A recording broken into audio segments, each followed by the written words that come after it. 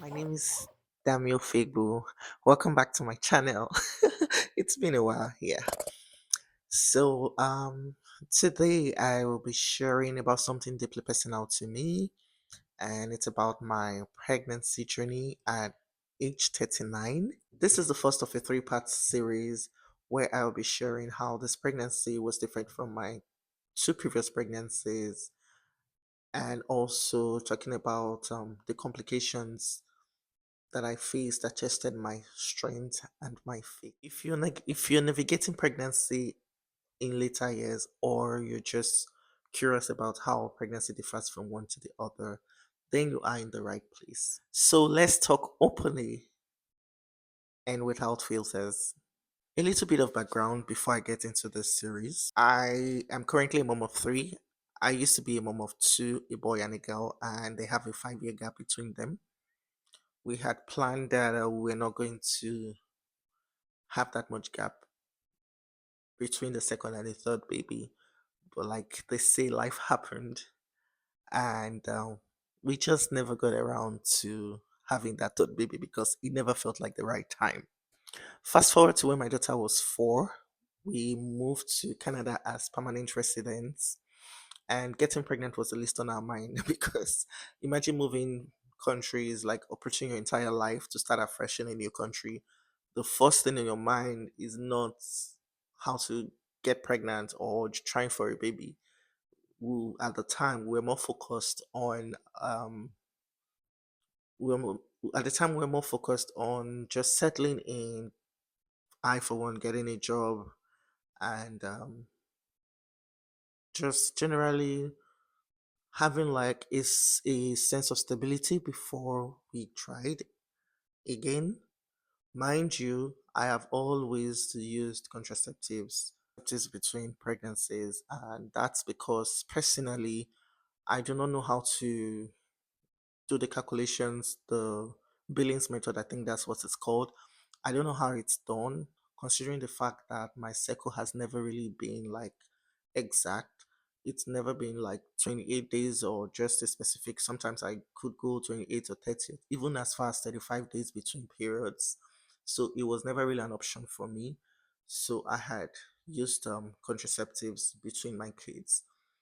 My first baby, I had used the copper tea, and then for my daughter, after I'd had my daughter, I had opted to use the implant, which I really really liked at the time. It was way better than my experience with the IUD. Luckily for me, when I came in, I got a job a month into our stay in Canada, and 3 months after that job I quit, and that was because my husband was able to secure a position in Canada. That probably looked like the best time to try for a baby, right? But no, we couldn't because that job meant that we had to leave Ontario to Quebec. And trust me, it was one of the hardest moves we had ever made. I'm not going to go into details about what we faced in Quebec because Quebec is a different ball game. Like it's a very different province from Ontario. They have their own rules, they have their own ways of doing stuff. So I'm not going to go into that because I do not want this video to be too long. When we arrived Quebec, we it took us almost 3 years to kind of have a sense of stability.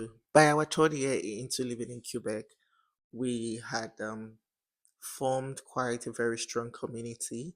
We had a very solid community, a church community. And for reference, I attend Global Heart Montreal. It's a church, a beautiful church in the city of Montreal, a very loving church. And that's where we built our community. I will talk more about how this community was very, very instrumental in this entire journey, and how I was able to navigate this season of my life with so much courage and strength. In 2024, I decided to take out my implant. Bear in mind that I was 37 years old and I was going to turn 38 September of that year. And I had told my spouse that I did not want to get pregnant after the age of 40.